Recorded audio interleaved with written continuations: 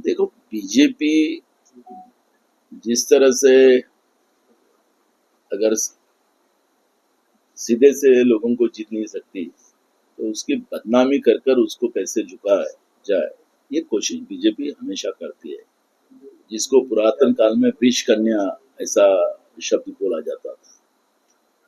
तो महिलाओं को आगे करकर अपने सुप्रीम कोर्ट के भी जो चीफ जस्टिस थे उस समय के, उनके पीछे भी कैसी महिला को लगाया गया था, जिसमें बीजेपी कैसे सपोर्ट में थी, वो भी बात सब देश को और दुनिया को पता है।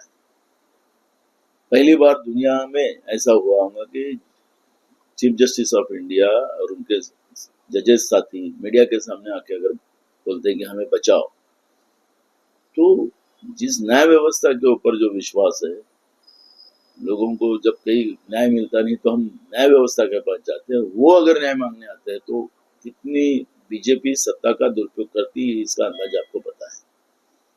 शायद जो घटना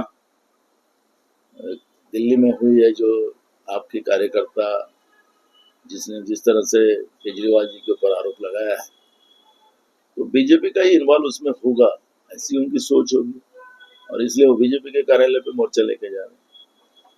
जिस तरीके से योगी आदित्यनाथ ने बोला है कि तीसरी बार अगर प्रधानमंत्री बनते हैं तो पीओके 6 महीने के अंदर रखना जाए। 10 साल में क्या किया, मैं उस निचली लाइन पे बात नहीं करूंगा जो वो लोग करते, लेकिन तुमने क्या किया 10 साल में? जो चावल भी दे रहे, जो अन्न सुरक्षा कानून जो डॉक्टर मनमोहन सिंह साहब ने बनाया था, उस आधार पे तुम दे रहे हो, वो भी चाइना से प्लास्टिक का चावल लाके मिलाकर लोगों को खिला रहे हो। उसमें योगीनाथ क्यों नहीं बोल रहे? भगवाधारी है वो, संत है, खुद अपने आप को संत समझते हैं। दूसरा इशू ऐसा है कि चाइना ने जिस तरह से देश की सीमाओं को अतिक्रमण करके रखा है, उसके बारे में योगी आदित्यनाथ क्यों नहीं बोलते?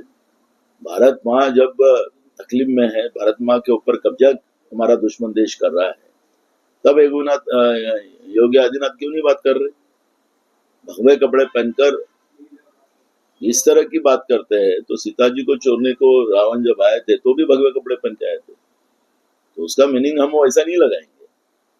लेकिन मेरा ये कहना है कि गलत नीतियों को समर्थन करना भगवाधारी कपड़ा पहन के, यही गलत है और भगवा विचारधारा का अपमान किया जा रहा है, ये हमारा कहना। आखिरी चाइना ने कब्जा किया, उसके ऊपर क्यों नहीं बात करते? तुम तो जो अपना देश है वो देश की बात, वो तो उसको कब्जा दूसरा देश कर रहा है और तुम पीओके की बात कर रहे हो। तो ये दिशाभूल करने का काम और जनता के मुद्दों को डाइवर्ट करने के लिए इस तरह के मुद्दे अगर योगी आदित्यनाथ जी करते हैं तो ये गलत है। संत ने संत जैसे रहना चाहिए, भारत माँ के साथ जुड़े रहना चाहिए, लेकिन तुम चीन का समर्थन करते हो तो ये गलत है। अखिलेश यादव